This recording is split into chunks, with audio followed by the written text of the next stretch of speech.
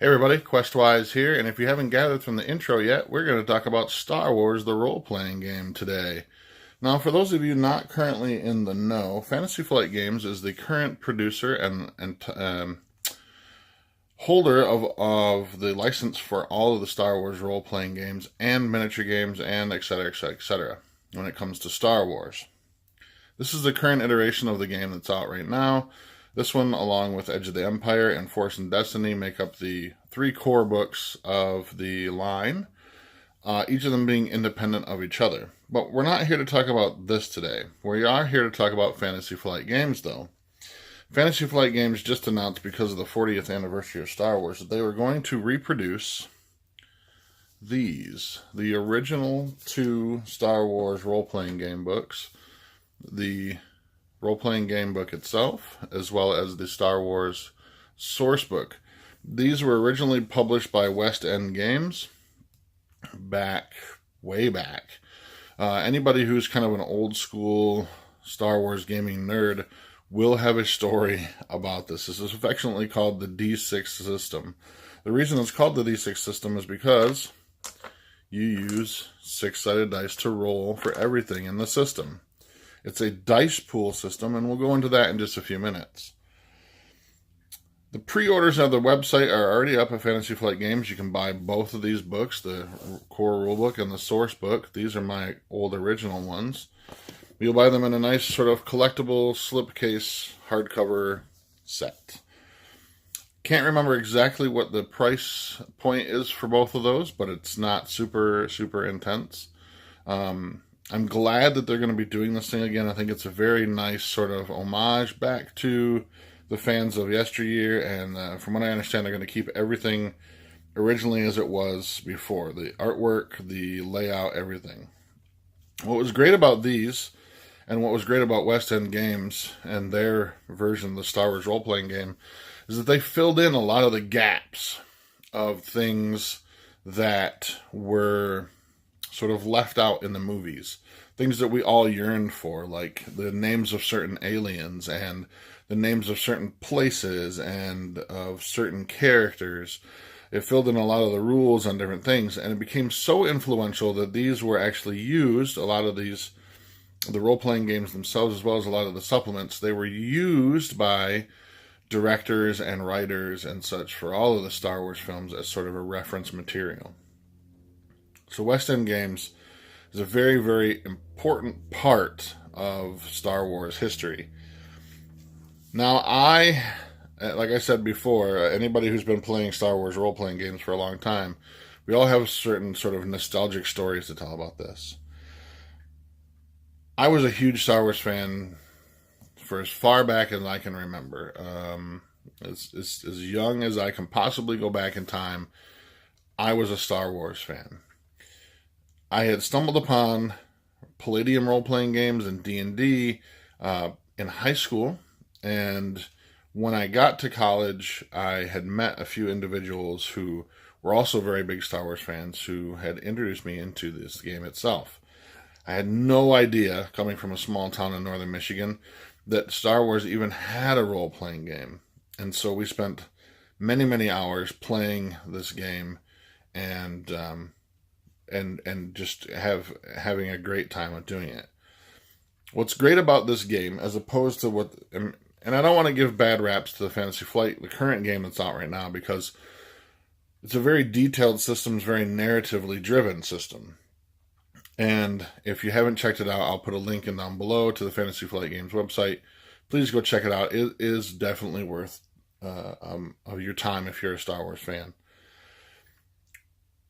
How this game differed, the Outlawdnd's game, the D6 version, differed from the Fantasy Flight version, is I feel, and this is again personal opinion, I feel that this version, the D6 version from Outlawdnd Games, was much more cinematic. I feel that, like, by doing, like rolling a bunch of six-sided dice and building pools of them and rolling them and adding them up and stuff, gave a much more sort of cinematic a feel and approach to the game itself.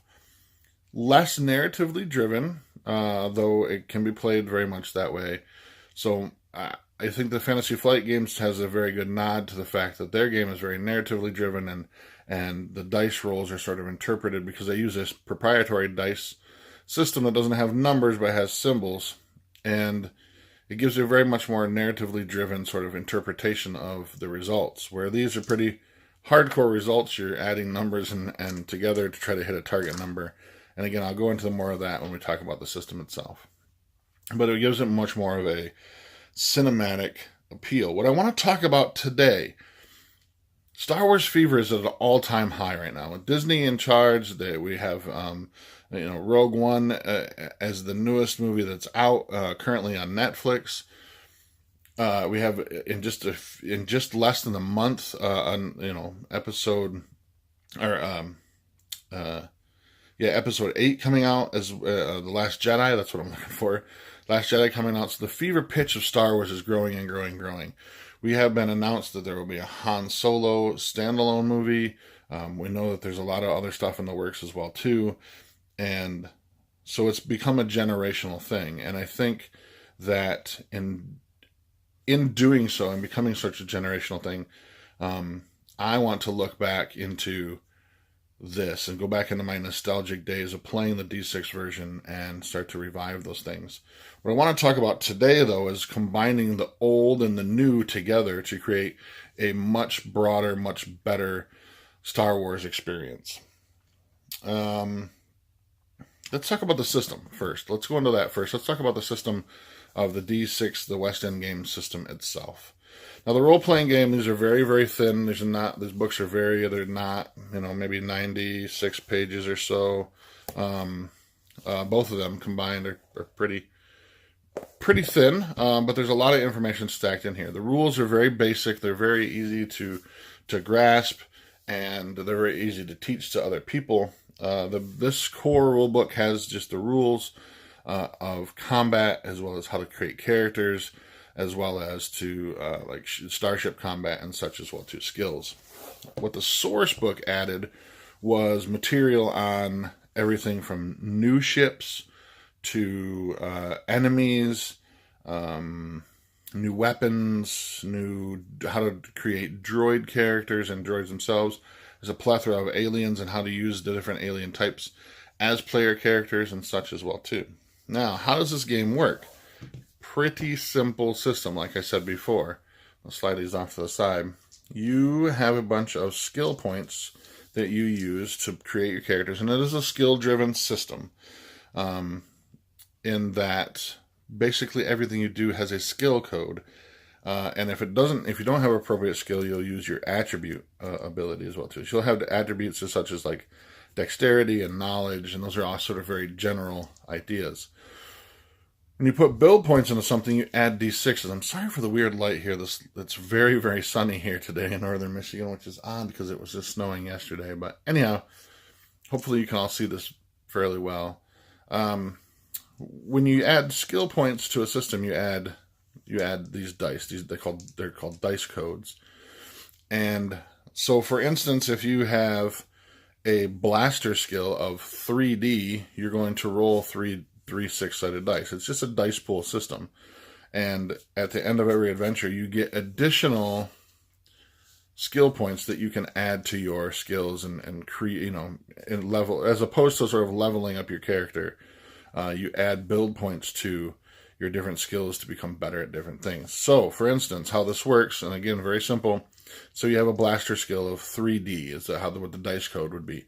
It means that you would roll 3 dice, you add the total up, and then you would compare it to a difficulty number.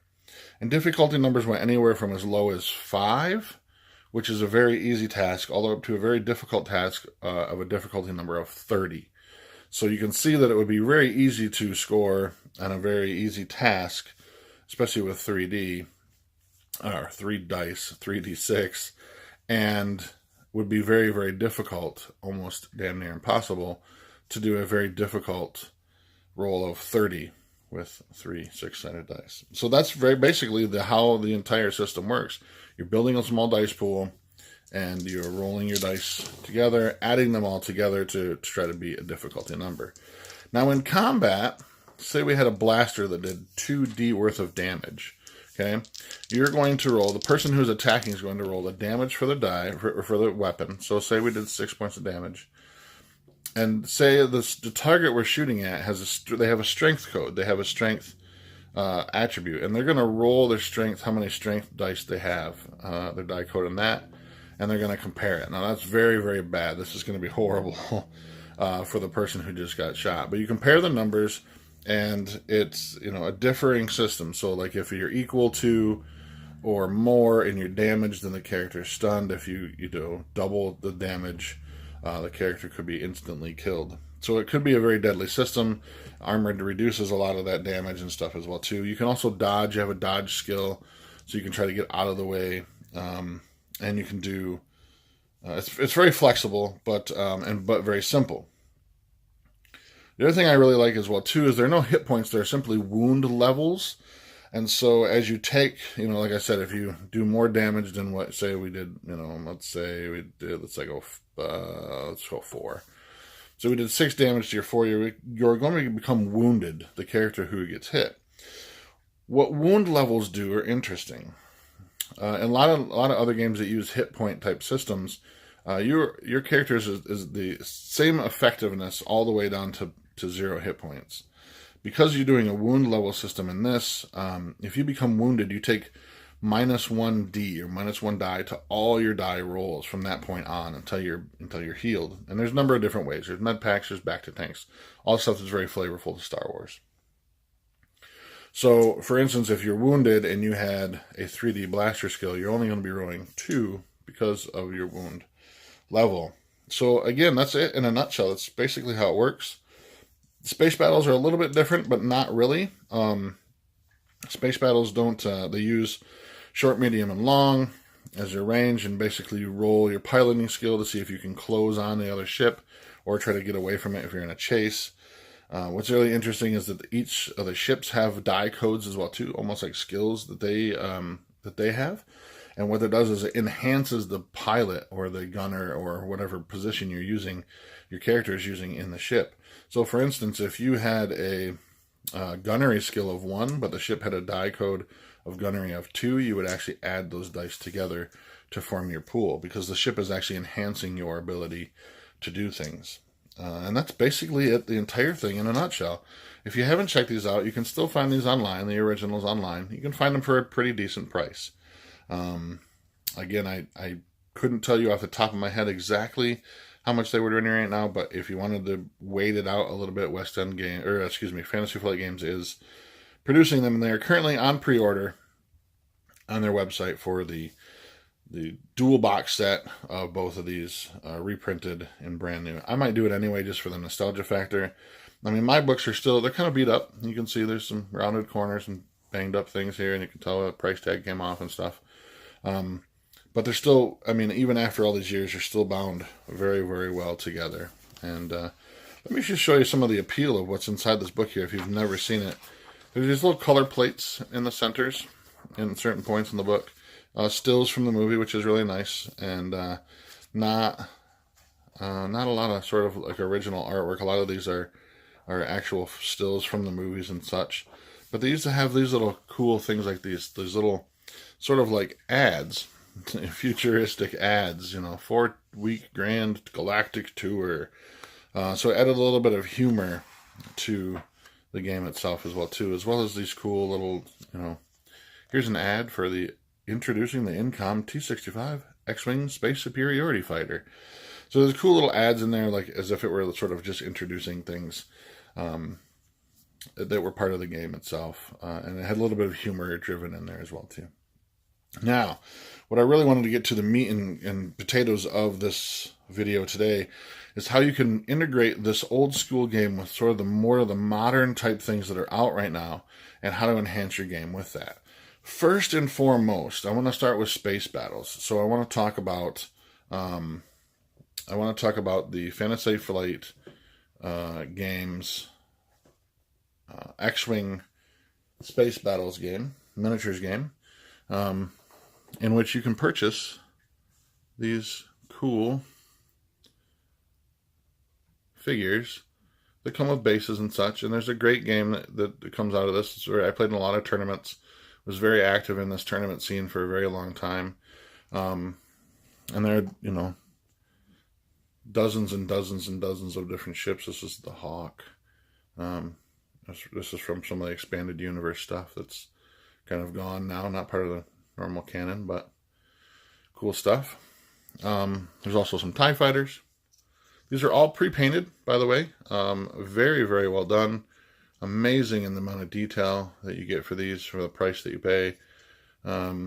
These are, I think, anywhere between $10 to $15, depending on the size of the ship. This one's considered, I think, a medium-sized ship, as opposed to this being sort of like the regular-sized ship. There's also some larger ones. This is the Zuckuss, the bounty hunter ship. Some cool stuff here. But again, all pre-painted. And I've seen a lot of people repaint some other things as well, too. But the detail on these are amazing. And I'm going to use these for space battles, basically. So, I'll create a sheet that has sort of range bands on it, and or maybe even a grid with range bands on it, and we'll determine sort of what a range band is. Or a short range band could be several squares, maybe 2 or 3 squares. Medium might be 4 or 6 squares, something to that effect. But I'm going to use these for the space battles. The D6 version of this game does really, really well when producing a small skirmish type battle set. It doesn't hold up very well for sort of large scale battles, but from ship to ship dogfighting kind of things, it does really, really well. So I'm going to integrate these with the X-Wing miniatures line into my space battles, and to enhance the game a little better by giving the character sort of a perspective on where the ships are at, and narrating out the combat in space as well too. When it comes to actual in-game character abilities, I'm going to be using the Star Wars Imperial Assault set, which, if you haven't seen these before, these come with the Imperial Assault set. They are interlocking tiles. They're the Imperial Assault, the box set, as well as any of the supplement sets that have come out. They're double-sided. They have themes to them. This is a Tatooine theme. This is the, I think, Endor moon theme as well. And they interlock together very, very well, like puzzle pieces, although all the interactions, the interlocking parts, are the same. They're the same shape, so you can be put together in any combination, unlike a puzzle, which is very like a unique system. So these come with those, mostly because you can play this as sort of a campaign type game where you are using figures to, tell out a sort of skirmish type story. You can also play it as a skirmish type game. As you can see, some of these have like highlighted areas that have in-game effects in their rules. I'm not going to use their rules. I'm going to use the D6 rules from the Star Wars role-playing game. And I'm going to, and there's a small rule section in there on how to use miniatures for this as well. But I'm going to use this to lay out, big sort of battle scenes. These are very beautifully produced. They're very beautifully painted. The artwork is just very, very well done. Very, very great stuff. They have lots of cool, interesting pieces of terrain and junk. This is supported by red, just to show that it's sort of meant to be a 3D piece of scenery that blocks line of sight. So you can use that in game as well too, in the role playing game as well too. But you can even see the shadows. It's supposed to be, I think, a moisture evaporator. But has a nice cool like shadow of it on the ground. So it's got a very 3D feeling theme to it. And now that game also comes with a bunch of miniatures. It comes with lots of cool stuff. These are not pre-painted, by the way. I painted all of these. So they will come just as a flat gray. But there's a bevy of different ones out there. And if you're going to use them for the role-playing game, you can buy a lot of these in just single packs of characters and or things like stormtroopers and stuff as well too. So there are stormtroopers. There are character figures like this Luke from the original New Hope movie and his sort of desert garb as well. There is, Vader, because Vader. Again, these are not pre-painted. You have to paint them yourself. Cool, icons from all the movies. This is, of course, Boba Fett. Very cool pose. The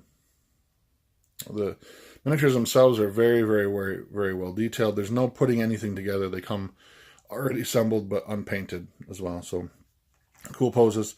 And then there are individuals, like when you buy the actual like sort of basic game and or some of the expansion sets and stuff, you get these sort of generic characters. And these are the ones that I'm going to use actually for the game itself when creating characters for the players. I had an idea where I thought about using, somebody would get to actually play Luke and a bunch of other people. Maybe you get to play Han or Chewie. Because there are stats for all these characters inside the D6 game. Which again, and a sort of side point here I want to make is that I was really disappointed when Fantasy Flight Games came out with their Star Wars art role-playing game and had no stats for any of the original characters. Something I really enjoyed about and I had lots of debates about over the years in the D6 version of the West End Games version was that there were stats for Luke at different times in his life, at different points of the movies and stuff. And we would debate over whether those were very accurate or not. Vader had a lightsaber skill of like 11D. So he's rolling 11 dice whenever he would attack with his lightsaber skill. But some of these are some generic ones. Like I said, I'm going to use these for player characters. And I'm going to be hopefully next week running a pretty grand one-shot of the D6 version. I met a guy online last night who created a character sheet for me, and I will put a picture of that probably right in here somewhere to show you the character sheet he created to make it look like an old school backing to a action figure card.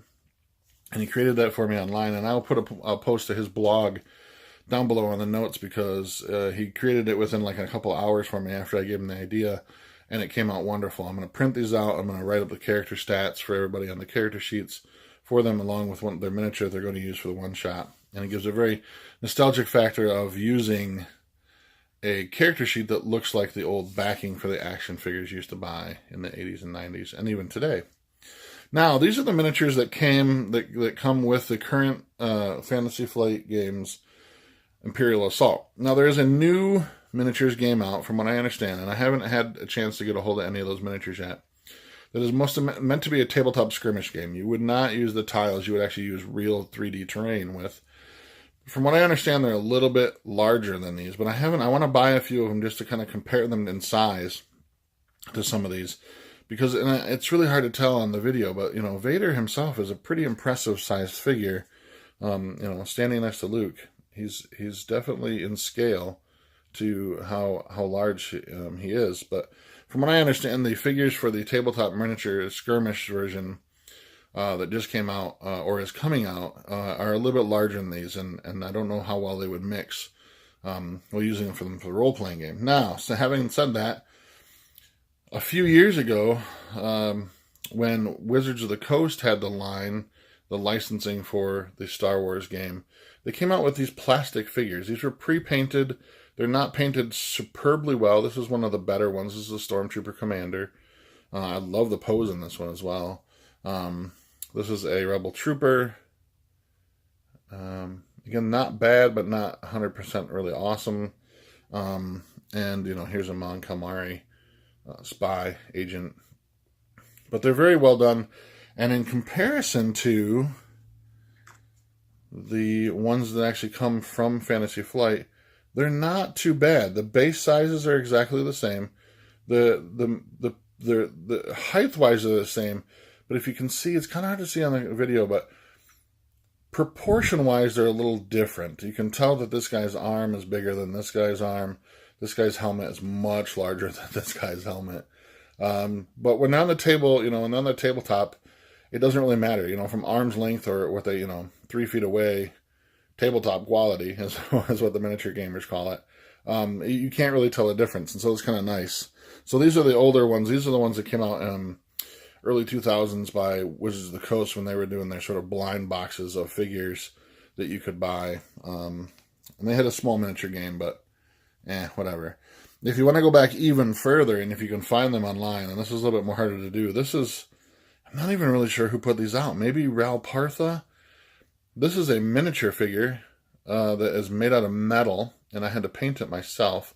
This is one I've had for years and years. This is a Syrian Jedi, and it's very cool. It's heavy because it's made out of metal, and of course the bases are different. This is a square. I guess I could probably find a round base for him and remount him, but he's always been on the square base. But yeah, if you can find some of these online, some of these were very, very well detailed and very, very cool. So yeah, that's kind of sweet.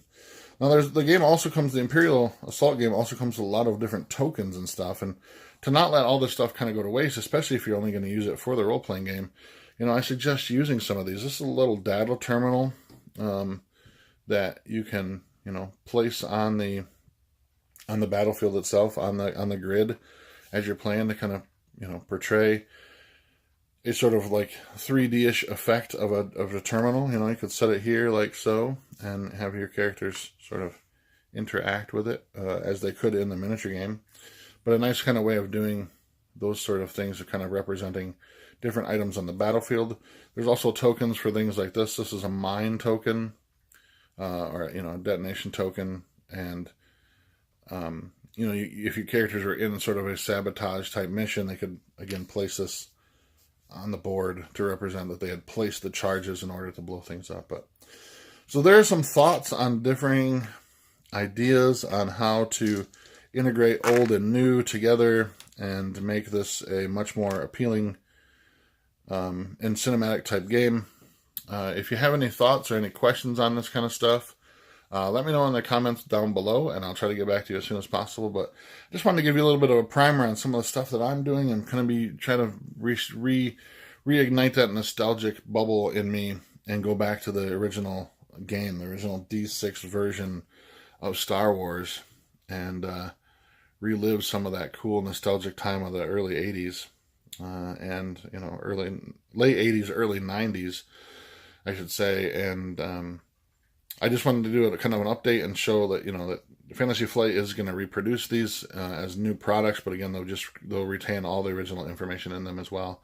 If you haven't tried this out, do so. Try to find a copy of this online. I think you can find some on eBay or maybe Noble Knight Games or some of these other places that sell sort of classic role-playing games and stuff.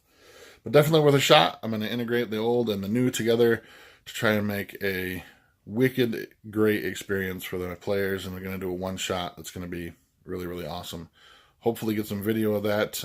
If not, I'll do a full write-up on the Questwise Facebook page. Until then, be nice to each other. If you're going to game well, and I'm out.